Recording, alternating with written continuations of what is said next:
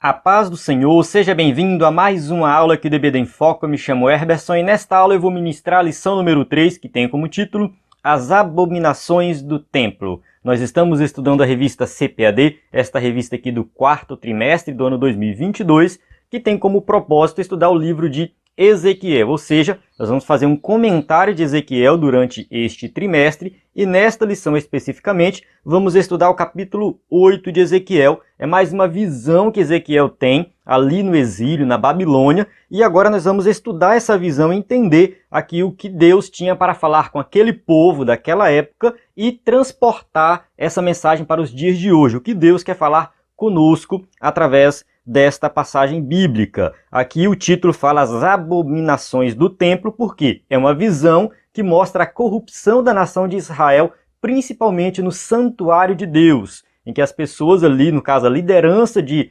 Judá, ou no caso não somente a liderança, mas o povo de maneira geral. Mas assim, o texto vai enfatizar os anciãos, que representavam a liderança, né, vai falar das mulheres, de alguns homens, que indica também a questão do culto. Muito provavelmente os 25 homens citados aqui é uma referência aos sacerdotes, eu vou comentar depois sobre isso. Então a gente vai observar que todos estavam corrompidos, né? Não somente, né, o povão de maneira geral, mas os líderes espirituais, os líderes políticos, até a realeza estava corrompida. Então a corrupção era geral, a idolatria tinha tomado conta da nação e um povo já tinha sido levado para o exílio, no caso Ezequiel, Daniel e mais uma grande quantidade de pessoas já estavam ali habitando na Babilônia. Como eu expliquei no vídeo de destaque da lição número 2, esse povo recebeu um livramento de Deus ao ser levado para a Babilônia, porque o juízo de Deus seria derramado sobre a cidade de Jerusalém, a região de Judá. Então quem ficou na cidade vai sofrer um juízo, no caso, de acordo com o contexto aqui de Ezequiel. Ele vai falar o seguinte: vocês vão sofrer um juízo divino. A gente estudou isso na lição anterior sobre a questão do fim. O fim vem, ou seja, está decretado uma destruição para a cidade e a explicação para isso, para esse fim, vem aqui no capítulo 8 principalmente, que fala sobre a corrupção, a idolatria, os pecados da nação. Bem, vamos lá. A lição 3, né, como fala do capítulo 8, eu recomendo você estudar o capítulo 8, 9, 10 e 11. É uma visão só. É que a gente divide em capítulos, depois a gente fica achando que são várias visões diferentes. Mas não, é uma visão que passa por todos esses capítulos que nós dividimos. Mas o texto original é um texto corrido, um texto direto. Daí a necessidade de nós estudarmos o contexto maior. Na próxima lição, a lição número 4, nós vamos falar sobre a glória de Deus, quando se vai à glória de Deus, que está aqui no capítulo 9, 10 e 11. Então a gente está dentro do mesmo contexto, lição 3 e lição 4. Daí a necessidade de você estudar do capítulo 8 até o final do capítulo 11. Aqui o escritor ele vai falar sobre a literatura apocalíptica. Então eu vou falar um pouco sobre esse tipo de literatura, quais as principais características da literatura apocalíptica.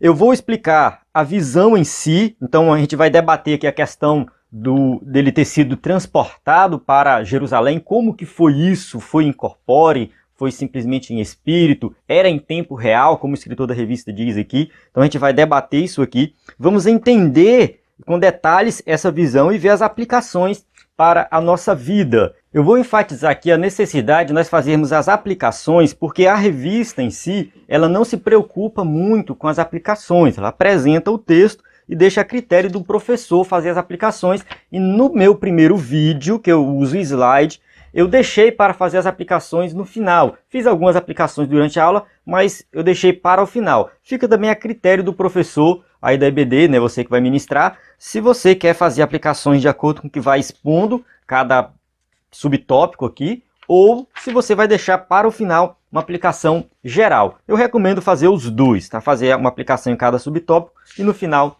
a aplicação geral de toda a passagem. Antes de entrar aqui no conteúdo da lição, quero só lembrá-lo que dentro do site ebdenfoco.com você vai encontrar um conteúdo completo para essa lição e para as outras lições também. Lá você encontra slide em PowerPoint para você usar na sua igreja, subsídio em PDF, áudio em vídeo, enfim, uma grande quantidade de conteúdo. E para esta aula, especificamente, eu vou disponibilizar um conteúdo sobre literatura apocalíptica, um PDF explicando um pouco sobre esse tipo de literatura. Esse conteúdo vai estar disponível no EBD em Foco, lá tem uma parte de conteúdo extra, PDF extra.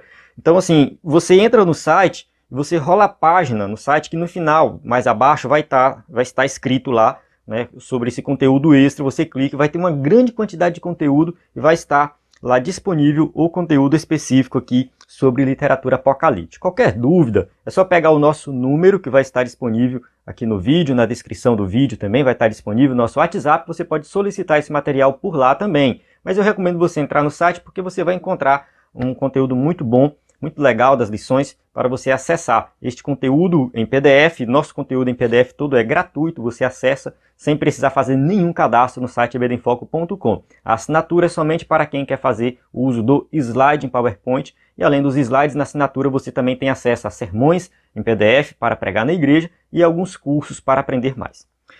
Bem, vamos lá. Aqui na introdução ele diz assim: a literatura apocalíptica se caracteriza pela presença de símbolos, sonhos e visões. Aí ele cita o livro de Apocalipse, né, como modelo clássico desse tipo de literatura, e Ezequiel, que diz que inaugurou esse estilo no Antigo Testamento. A gente vai observar no Antigo Testamento alguns livros que vão ter essa característica. A gente tem Ezequiel, a gente tem Daniel, alguns trechos de Isaías, Zacarias. São livros do Antigo Testamento que têm características da literatura apocalíptica. Então a gente tem muito em mente essa questão do Apocalipse pensando no último livro da Bíblia, né? O livro de Apocalipse, as revelações de Deus, aquelas visões todas. Só que assim, o livro de Apocalipse também tem característica profética. Então acaba se misturando. Então tem dois tipos de profecia. Tem aquela profecia geral, que Deus vai lá e fala para o povo, e tem a profecia que vem no estilo apocalíptico. Quais são as diferenças? Vou explicar aqui algumas diferenças. Eu tenho aqui em mãos alguns livros e eu vou ler um pequeno trecho, tá? Coisa rápida, só para você entender a diferença aqui de uma literatura para outra. Tá? No caso de uma literatura mais comum, ou seja, uma profecia geral e uma profecia, né, apocalíptica. Bem, aqui diz o seguinte, que a profecia geral, ela fala do arrependimento do pecado. Então é um chamado ao arrependimento. A profecia apocalíptica, o pecado é muito grande e a destruição é inevitável. Observe que a gente já falou na lição anterior que o fim vem, é algo inevitável. Então uma característica da literatura apocalíptica é falar desse fim que é inevitável. Então vai acontecer o fim, já a destruição já está programada, o juízo de Deus já foi ali agendado, já está na agenda de Deus. E a gente observa isso aqui no capítulo 8. Ele fala assim, ó, no capítulo 8, finalzinho do capítulo 8, versículo 18. Por isso, com ira eu os tratarei, não olharei com piedade para eles, nem os pouparei, mesmo que gritem aos meus ouvidos, não os ouvirei. Então, essa é uma característica da literatura apocalíptica. O fim vem, já foi decretado, então Deus vai executar juízo. Uma outra diferença aqui entre elas, que na profecia geral existe um descontentamento de Deus com o seu povo perverso. Então Deus não está contente com o povo. Tá? Deus está chamando o povo ao arrependimento. A gente lê ali Jeremias, por exemplo. Jeremias ele está falando para o povo se arrepender e tal. Deus não está contente com o povo. A gente vê Isaías, a gente vê vários outros profetas, né, profetizando ali para que o povo pudesse, né, voltar-se aos caminhos do Senhor. Na literatura apocalíptica é diferente. O descontentamento do povo com o mal, desejo da intervenção de Deus. Então tem um remanescente fiel, esse remanescente está revoltado com o mal que está acontecendo e Deus, né, vai executar juízo sobre os perversos e vai preservar o seu remanescente, o seu povo. Então o povo que é fiel, né, eles estão implorando por uma intervenção divina. Deus tem que intervir. Aqui entra uma outra diferença, que na profecia geral, há uma chamada para que o povo de Deus se arrependa. Então o povo tem que se arrepender. Na apocalíptica, chamada para que o remanescente fiel persevere. Então observe que o livro de Apocalipse foi escrito para a igreja, para que a igreja pudesse perseverar diante das perseguições, tanto para a igreja primitiva quanto para a igreja nos dias de hoje. Então tem um remanescente fiel e esse remanescente tem que perseverar, e a literatura apocalíptica ela vai falar isso. Ela vai falar para o povo de Deus, olha, vocês têm que permanecer fiéis. Da mesma forma, Ezequiel está ali na Babilônia, mostrando para o povo que Deus vai executar juízo lá em Jerusalém. E que eles que estavam na Babilônia eram o remanescente fiel a Deus, que seriam preservados. A quarta diferença, né? Vamos lá. Na profecia geral, existe uma intervenção divina pelo natural ou humano. Deus vai mandar a Babilônia para destruir. Deus vai usar fulano de tal. Deus vai usar um meio natural para alertar o seu povo. Um terremoto, um furacão, alguma coisa do tipo. Então, um meio natural será usado, né, para ali, chamar a atenção do povo e levar o povo ao arrependimento. Esse é o propósito da profecia geral. Na profecia apocalíptica, a intervenção divina é direta por meios sobrenaturais, ou seja, Deus vai entrar de maneira sobrenatural. Aí é Deus que vai jogar fogo do céu, ele vai fazer alguma coisa diferente através de uma ação dele, uma intervenção direta. É claro que isso aqui não é algo fechado, tá? Não é algo fechado.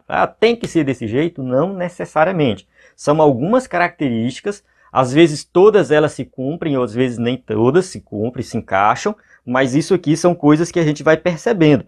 Pelo menos dentro de Ezequiel e dentre outras passagens de literatura apocalíptica, o povo clama por uma intervenção direta divina. Então vamos lá, continuando. Uma outra diferença é uma fala direta de Deus, que Deus, no caso da profecia geral, ele usa o profeta, eis que te digo e tal, se arrependam. Na profecia apocalíptica, uma fala misteriosa, simbólica, indireta por um intermediário. Então a gente tem aqui muito simbolismo, que é outra característica da profecia apocalíptica. Eu vou falar daqui a pouco da questão dos símbolos. Então, a linguagem não é muito direta, é uma linguagem mais indireta, é mais relacionada às visões. E, no caso da profecia geral, por último, tem uma predição de eventos iminentes e futuros. Na apocalíptica, predição de soluções cósmicas e finais. Então, na literatura apocalíptica, ela vai trazer uma intervenção divina no final dos tempos. É claro que muito da literatura apocalíptica também está relacionado a um futuro próximo, mas muito também voltado para algo cósmico, algo lá no fim dos tempos, uma solução final de tudo. Ezequiel, principalmente lá nos capítulos finais, 37, 38, 39, ele vai trazer essa visão mais futurística, profecias que não se cumpriram ainda. Então, vamos começar aqui a nossa exposição da lição, começando aqui. Eu vou seguir basicamente o texto bíblico, então estou aqui com a Bíblia aberta, fiz algumas anotações e também estou com a revista. Eu quero fazer uma exposição aqui completa para que nós possamos entender bem essa passagem. Então aqui a gente tem uma visão, ele recebe uma visão. O texto vai dizer o seguinte, no capítulo 8, versículo 2. Capítulo 8, 2, ele fala assim, olhei e vi uma figura, eu estou lendo na NVI, tá bom? Olhei e vi uma figura como a de um homem, de que parecia ser a sua cintura para baixo, ele era como fogo, e dali para cima sua aparência era tão brilhante como metal reluzente. Observe que a presença de um anjo, de um ser espiritual, de um ser superior na visão, explicando a visão ou mostrando alguma coisa, também é uma característica da literatura apocalíptica. João teve a mesma coisa, aconteceu a mesma coisa com ele. Então aqui em Ezequiel aparece esse homem com esse aspecto de fogo e reluzente. Ele estendeu, que parecia um braço, e pegou pelo cabelo. Ele não diz que é exatamente um braço, mas parece um braço. Pegou pelo cabelo, o Espírito levantou-me entre a terra e o céu, e em visões de Deus me levou a Jerusalém. Então aqui o texto diz que foi em visões de Deus. Então ele viu esse homem, como esse homem apareceu para ele, não diz exatamente, então também foi algo espiritual, não sei como, mas em visões de Deus ele foi levado a Jerusalém. Aqui o escritor chega a conjecturar a possibilidade dele ter ido em corpo, né? Só que ele descarta isso. Ele fala assim, ó, Ezequiel foi transportado em espírito para a Babilônia, para o templo de Jerusalém, mas há quem afirme ter sido em corpo, incorpore. Então, assim, ele diz que foi levado em espírito, mas há quem afirma que foi em corpo. Só que não foi em corpo. O texto diz bem claro que foi uma visão. Aí ele fala assim, era uma visão em tempo real, mas não foi física. Isso fica claro porque o profeta diz, me trouxe a Jerusalém em visões de Deus.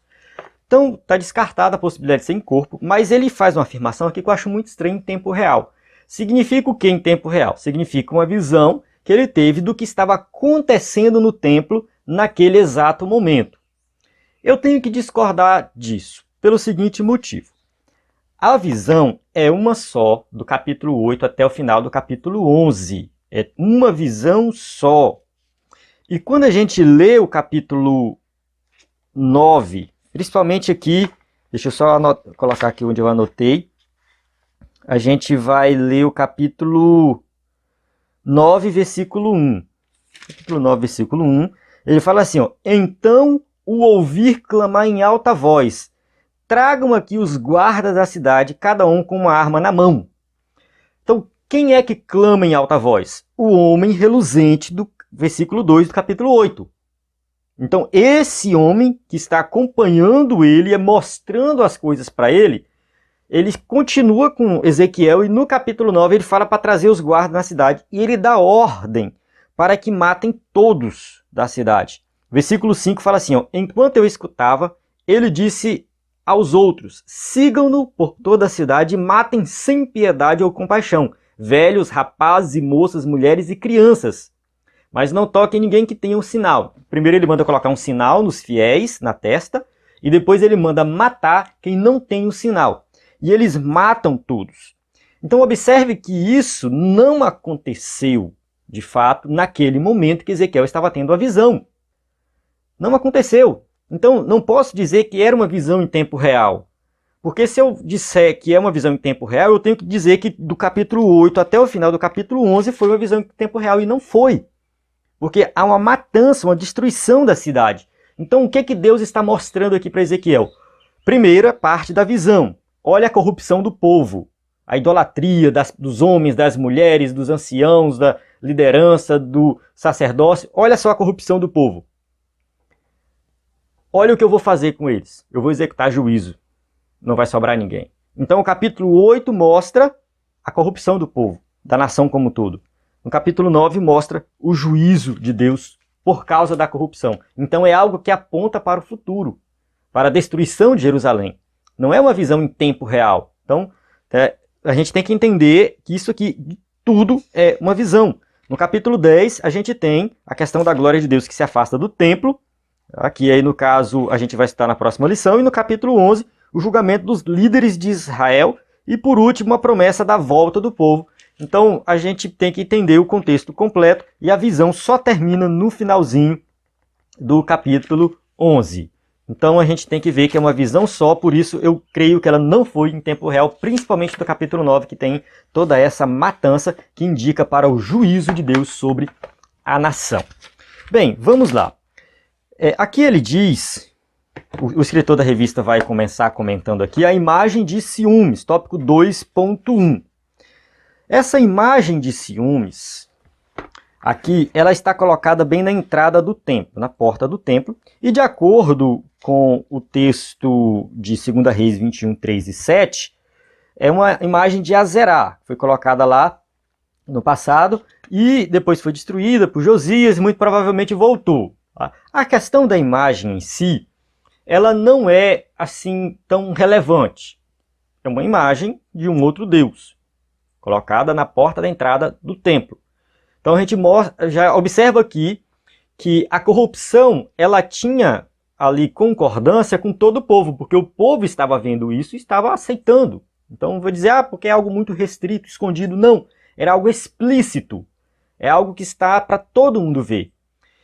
E por que que Deus está mostrando isso para o povo? Eu quero adiantar aqui algo bem interessante para você entender a ideia geral. A ideia aqui é que você possa aplicar isso também na sua vida.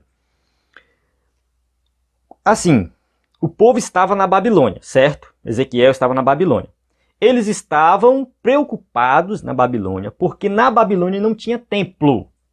Não tinha templo. O templo estava em Jerusalém, mais de 1000 quilômetros de distância. Sem templo, eles não podiam oferecer sacrifícios. Sem templo, eles não tinham um local específico para adorar. Eles tinham que se reunir nas casas. De acordo com Ezequiel, eles se reuniam na casa de Ezequiel. Então, sem templo, eles estavam tristes. Salmo 137. Eles não louvavam, não estavam cantando canções, penduraram suas harpas e tudo mais. Já li esse salmo aqui, acho que 2 vezes. Então, vamos lá. Assim, nas aulas anteriores, tá? Eu falo 2 vezes, mas nas aulas anteriores. Então, vamos lá. Qual era o sentimento do povo sem o templo? E o sentimento do povo que estava em Jerusalém e que tinha o templo? Eu vou lá para o final da visão, capítulo 11, versículo 15. Diz assim, ó, capítulo 15. Capítulo 11, versículo 15 e 16. Filho do homem, seus irmãos, sim, seus irmãos, que são seus parentes consanguíneos, e toda a nação de Israel, são aqueles de quem o povo de Jerusalém tem dito. Eles estão longe do Senhor. É a nós que essa terra foi dada para ser nossa propriedade. Então isso aqui era o que o povo lá de Jerusalém estava falando. Aqueles que estão na Babilônia estão longe do Senhor. A terra é nossa. Nós temos tudo que nós precisamos. Nós temos o templo. Nós temos o templo. Está bom e maravilhoso aqui. Portanto, diga, assim diz o soberano, o Senhor. Embora eu os tenha mandado para terras muito distantes entre os povos e os tenha espalhado entre as nações, por breve período de tempo tenho sido um santuário para eles nas terras para onde foram. Então Deus está falando para o povo assim, não se preocupem por não terem um templo na Babilônia. Eu, o próprio Deus, sou um santuário para vocês. Eu sou o templo de vocês. Então Deus está mostrando para o povo que não adianta nada ter o templo e estar adorando outros deuses no templo. E lá no templo, a glória de Deus não está mais presente. Ela já se afastou. E lá no templo, tem outros ídolos, vários ídolos, diversos ídolos, sendo adorados dentro do templo. Então quem está em melhor situação diante de Deus? Quem tem o templo, mas está corrompido? Ou quem não tem um templo, mas tem o próprio Deus como santuário? Então Deus está mostrando que aquele povo, a Babilônia, eles não estão abandonados. Deus está cuidando deles. Então isso aqui é uma lição que nós temos que aplicar na nossa vida, lendo esses capítulos, do 8 ao 11. Por mais que a sociedade esteja corrompida, por mais que a igreja muitas vezes esteja corrompida, eu vejo muitos crentes falando, porque na igreja tem o pastor que é errado, que fala coisa errada, tem pessoas corrompidas, pessoas pecadoras. Por mais que a corrupção seja geral na sociedade, saiba que você é o templo de Deus. Deus habita dentro de você. É o que Paulo escreveu lá em Coríntios. Não estou lembrado exatamente agora a passagem, mas está bem claro lá que nós somos templo do Espírito Santo. Então Deus está conosco. Jesus, ao ensinar também a mulher samaritana, ela preocupada com o local de adoração, e Jesus fala, olha, Deus é Espírito, importa que os verdadeiros adoradores adorarão em Espírito e em verdade. Então saiba que Deus está contigo, mesmo diante de toda a corrupção da sociedade, da igreja, do que for. Deus está contigo. Acho que essa é a principal aplicação dessa passagem como um todo para os dias de hoje. O povo na Babilônia, preocupado porque estava longe do templo, mas Deus mostra para eles que aqueles que estavam no templo estavam corrompidos e eles que estavam na Babilônia tinham ali a presença de Deus. Vamos continuar aqui o nosso estudo, tá? Então, avançando aí, depois desse ídolo que provoca ciúmes, então a gente observa que era um tipo de idolatria. Depois tem o culto dos animais e aos répteis, que está registrado aqui no versículo 8, no versículo 8, que ele precisa cavar, filho do homem, agora escave o muro. Aí ele escavou o muro, tem uma abertura. Aí quando ele entra, ele fala assim, lá estava desenhada por todas as paredes, vi todo tipo de criaturas rastejantes e animais impuros, e todos os ídolos da nação de Israel. Na frente deles estavam 70 autoridades da nação de Israel. Olha só o número 70 aparecendo. O número 7, o número da perfeição, 70 pessoas representa o quê? 70 pessoas que deveriam estar fazendo a coisa certa. Jesus enviou 70 dos seus seguidores para levar a mensagem do Evangelho. Então, este número é muito sugestivo. E esse povo aqui, que faz parte das autoridades, né, 70 autoridades da nação de Israel, eles estavam dedicando ali a adoração a animais. Quando a gente vai lá para Romanos 1, 23, está escrito assim, ó: e trocaram a glória do Deus imortal por imagens feitas segundo a semelhança do homem imortal, bem como de pássaros, quadrúpedes e répteis. Versículo 25, trocaram a verdade de Deus pela mentira, e adoraram e serviram as coisas e seres criados em lugar do Criador, que é bendito para sempre. Então eles estavam adorando animais, criação de Deus, em vez de adorar o próprio Deus Criador. Então aqui são pessoas que têm autoridade. Tem muita gente que pensa que o pastor fulano de tal, não, esse pastor aí é renomado, ele já escreveu vários livros, é uma grande autoridade. Ele não vai ensinar algo errado. Cuidado, muito cuidado com isso. Porque quem estava adorando aqui outros ídolos eram quem? Autoridades da nação. Pessoas que tinham influência, que deveriam ensinar o povo o correto e estavam ensinando o errado. É por isso que nós temos que ter discernimento, buscar o dom de discernimento de espírito.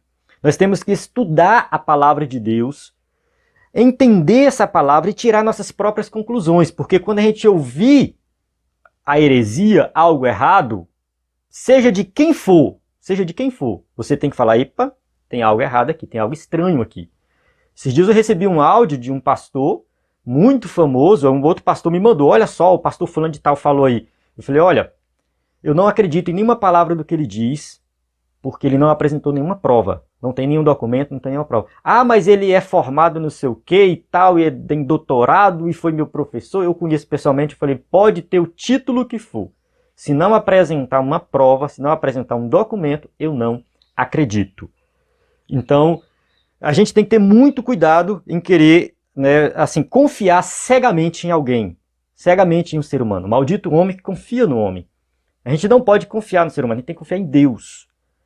Então, a autoridade vem de Deus, a gente tem que respeitar, sim, as autoridades, mas a gente tem que entender que as autoridades também erram, como essas autoridades aqui da nação de Israel. Continuando aqui, o versículo 8, quando fala de escavar o muro, é bom a gente falar que indica algo oculto. Parece que essas autoridades de Israel estavam adorando outros deuses ocultamente, estavam em segredo. Depois diz que cada um estava no santuário de sua própria imagem. Então, essa liderança estava corrompida, estava fazendo algo oculto, e cada um tinha sua própria imagem e adorava ali em segredo em particular. Então, muito cuidado com isso. O reflexo prático disso era o ensinamento errado para a população, para o povo de maneira geral, e também todo tipo de pecado praticado por essas pessoas que se diziam santas. Versículo 14 fala sobre Tamuz. A nossa revista aqui vai seguir essa mesma interpretação, essa mesma ordem, né? Versículo 14, tópico 3.1, o ritual de Tamuz. Então aqui explica quem era Tamuz, né? A crença pagã era que ele ficava 6 meses morto no submundo, no período da seca, e 6 meses vivo no período das chuvas. Um outro comentário que eu li diz que Tamuz também era associado à fertilidade. Então, no caso, as mulheres muitas vezes oravam, choravam por Tamuz, com a ideia de elas tornarem férteis, de terem filhos, né? Naquela época, a mulher que não tinha filhos era considerada amaldiçoada. Então, elas estavam, né, clamavam por Tamuz para elas terem filhos, e a fertilidade que vem somente de Deus era acreditado a uma divindade pagã. Então, aqui a gente observa a corrupção também das mulheres, não somente da liderança, não somente ali da população que ia até o templo por causa daquela imagem que causava ciúmes, mas também as mulheres estavam corrompidas. Então, mostrando aqui a corrupção geral da sociedade.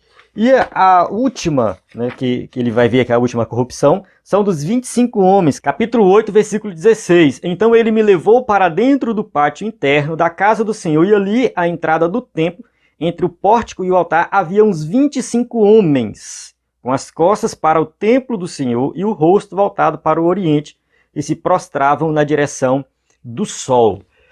Assim, aqui a gente pode ter duas interpretações. Esses 25 homens podem fazer um contraste com as mulheres que adoravam a Tammuz, então os 25 homens estão adorando o sol e as mulheres estavam adorando a Tammuz. Então mostrando o que? A corrupção é geral de homens e de mulheres. Ou a gente pode entender o que eu falei no começo sobre a questão da simbologia. O número 25 pode indicar o quê? O dobro de 12, o 12 representava o culto organizado, então uma referência a sacerdotes. O dobro de 12 dá 24, então seria 24 sacerdotes, 24, nesse caso indicaria esse culto organizado a Deus. Só que não é 24, é 25, então tem algo errado aí. Então a gente pode ir por essa linha de interpretação. 25, no caso, indica, né, uma deturpação do culto, uma adoração errada. Eles estavam fora, do lado de fora, com as costas para o templo e olhando para o sol. Então adorando o sol que era, no caso, adorado pelos egípcios e tudo mais. Então não vou nem entrar em detalhes. A ideia aqui é o quê? A corrupção da cidade, da população, dos sacerdotes, enfim, de todos, por causa da idolatria. A idolatria era o ponto de partida para outros pecados da nação como um todo. Então eles pecavam não somente adorando outros deuses. Era a partir da idolatria que eles começavam a menosprezar os pobres, os necessitados. Era a partir da idolatria que eles cometiam assassinatos, todo tipo de violência. É o que está escrito aqui no versículo 17, né? Você viu isso, filho do homem? Será que essas práticas repugnantes são corriqueiras para a nação de Judá? Deverão também encher a terra de violência e continuamente me provocar a ira? Então, assim, a violência vinha a partir da idolatria. Então, era o ponto de partida para outros pecados. E eles deveriam ser punidos por causa disso. E aí, no versículo 18, ele fala: por isso, com ira eu os tratarei, não olharei com piedade para eles, nem os pouparei, mesmo que gritem aos meus ouvidos, não os ouvirei. Observe que o juízo vai vir por causa do pecado, por causa do erro. E eles estavam adorando outros deuses, praticando todo tipo de idolatria e, com isso, outros pecados. Tem esse livro aqui que eu quero indicar, Ídolos do Coração. Esse livro é muito bom, Aprendendo a Desejar Apenas Deus. Eu comprei esse livro há muito tempo, não sei se tem data aqui, não tem não. Mas tem muito tempo que eu comprei esse livro, pelo menos a data de publicação dele aqui é de 2009. Tá? Então foi por aí mesmo que eu comprei ele. E eu li esse livro, foi muito bom, porque ele fala aqui da questão da idolatria nos dias de hoje, uma aplicação muito prática para os dias de hoje. Porque muitas vezes a gente quer associar a idolatria a uma adoração à imagem de escultura, falamos muito dos católicos. Só que assim, tudo aquilo que nós colocamos no nosso coração acima de Deus, ou mais importante do que Deus, acaba se tornando um ídolo no nosso coração. Muitas vezes, satisfazer o desejo de um filho, um exemplo que ela usa aqui no livro, que isso aqui foi escrito por uma mulher, tá? Elise Fitzpatrick, é um nomezinho complicado, mas a Elise aqui, ela é mãe, ela dá o exemplo de Eli, sacerdote Eli, que não fazia a vontade do Senhor para fazer a vontade dos filhos. E ele foi idólatra por causa disso, e no caso ela disse que já se viu muitas vezes fazendo a mesma coisa, né? Em vez de agradar a Deus, agradando os filhos e com isso pecando também. Então a gente pode cometer pecado de idolatria de várias formas, não somente, né, colocando um ídolo ali e se curvando diante desse ídolo. No dia a dia, no cotidiano, no trabalho, muitas pessoas colocam a confiança nos bens materiais, não confiam mais em Deus. Muitas pessoas se dedicam mais no trabalho, mais do que qualquer coisa, do que estar na presença de Jesus. Ela usa aqui no livro até o exemplo de Maria e Marta, né? Enquanto uma estava aos pés de Jesus, a outra estava preocupada com o trabalho, fazendo um monte de coisa. Calma, vai aos pés de Jesus. Então o trabalho pode se tornar também um ídolo para você. Então você pode ser um idólatra porque está adorando o seu trabalho. Então, a idolatria é algo que está presente na sociedade atual, não foi somente na nação de Israel, e nós, nos dias de hoje, estamos correndo esse risco. Tá? Nós não temos mais um templo como tinha na antiga aliança.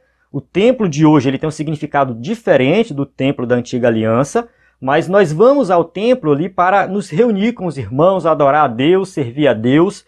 Então, o templo ele é importante, mas assim, nesse sentido, no contexto da nova aliança, como um local de reunião para os irmãos, A igreja como instituição, ela é importante sim, a gente já falou isso na revista anterior, sobre a questão dos desigrejados, mostramos a importância da igreja. Mas, assim, dentro da igreja pode acontecer também algum tipo de corrupção moral dentro da igreja, como acontecia ali no templo judaico. Então, a gente também tem que ter muito cuidado nesse sentido. Quem está na liderança da igreja tem que ter cuidado, tem que observar isso aí, se tem alguma corrupção, se tem algo errado, se tem algo que precisa ser tratado entre a liderança, que seja tratado, para que o povo seja cuidado, para que as pessoas possam, né, ali ter aquele local como um local de bênção e não um local de maldição. Então, é um tema muito amplo, mas que nós temos que refletir sobre isso. Será que eu estou sendo idólatra? Será que eu estou colocando algo na minha vida mais importante do que Deus? Porque uma coisa é você falar, Deus é tudo para mim, eu amo a Deus. Outra coisa é você fazer isso na prática. Então nós temos que refletir e saber se realmente Deus está no nosso coração em primeiro lugar em tudo. Amém? Bem, eu vou encerrar aqui. Espero que você tenha compreendido o tema. Fica aqui a indicação do livro Ídolos do Coração. É um livro publicado pela ABCB, né, no caso, Associação Brasileira de Conselhos Bíblicos. Não sei se esse livro ainda está sendo vendido, realmente não sei te dizer, eu não pesquisei. Esse livro de Introdução à Interpretação Bíblica eu usei também para estudar sobre profecia. Então, um excelente livro, é um livraço, tá, com muitas páginas, então é um livro para estudar, né, um livro para fazer uma leitura corrida. E esse aqui, Introdução ao Estudo do Novo Testamento, eu usei aqui para falar sobre a literatura apocalíptica também. Né? É um livro que fala muito do Novo Testamento, mas tem essa parte lá no livro de Apocalipse que ele vai comentar sobre literatura apocalíptica. Então eu encerro aqui. Acesse nosso site ebdenfoco.com para ver o nosso conteúdo completo. A paz do Senhor. Até a próxima aula.